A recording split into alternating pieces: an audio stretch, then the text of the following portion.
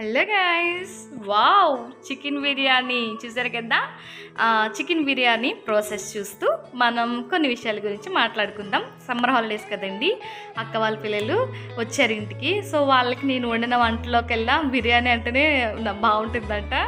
So biryani బాగుంటుంది అనగానే మరి ఇంక చేయకుండా ఉంటామా వాళ్ళ కోసం అని చికెన్ బిర్యానీ చేశాను. ఆ ప్రాసెస్ చూస్తూ మనం కొన్ని విషయాల గురించి మాట్లాడుకుందాం.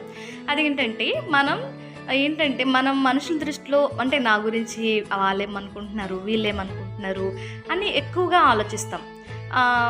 మనుషులు ఏంటంటే మన దగ్గర నుంచి వాళ్ళకి బెనిఫిట్ ఏదైనా వస్తే వాళ్ళు ఒకలా మాట్లాడతారు, బెనిఫిట్ ఏం లేకపోతే ఒకలా మాట్లాడతారు. కాబట్టి వాళ్ళు ఏంటంటే వాళ్ళ స్వార్థం చూసుకుంటారు. అంటే అందరూ అలా ఉంటారని నా ఉద్దేశం కాదు సుమి, కొంతమంది ఉంటారు. సో మనుషులు నా గురించి ఏమనుకుంటున్నారు అని మనం ఆలోచించడం కన్నా దేవుని దృష్టిలో మనం ఎలా ఉన్నాం, మన ఫ్యామిలీ విషయంలో మనం ఎలా ఉన్నాం, ఎందుకంటే మనం ఏంటో మనకి తెలుసు. మనం గుడ్ ఆర్ బ్యాడ్ అనేది మన అంతరాత్మకు తెలుస్తుంది కదా. సో వాళ్ళు మన గురించి జడ్జ్ చేశారు, నా గురించి వాళ్ళు బ్యాడ్గా అనుకున్నారని కూర్చొని చేసి మన లేనిపోయిన రోగాలు తెచ్చుకొని అవన్నీ మనకు అవసరం లేదు. ఎందుకంటే దేవుడు ఇచ్చిన జీవితం చాలా చిన్నది. ఈ లైఫ్లో దేవుడిచ్చిన మన అవసరతలు ఖచ్చితంగా దేవుడు తీరుస్తారు.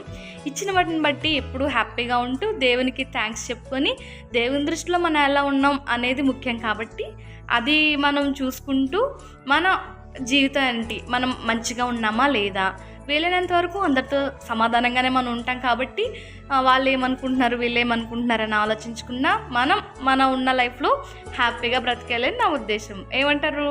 కరెక్టే కదా. సో చికెన్ బిర్యానీ ఎండింగ్కి వస్తుంది. వావ్, నెయ్యి కూడా వేస్తాను, చూసారు కదా. ఆల్మోస్ట్ అయిపోతుంది. ఇంకొక 10 minutesలో ఫుల్గా చికెన్ బిర్యానీ, అది కూడా నైట్ చేశాను. ఓకే, అయిపోయింది. Chicken biryani ready. చూద్దాం మన వాళ్ళు ఏమంటారో ఇప్పుడు. వావ్.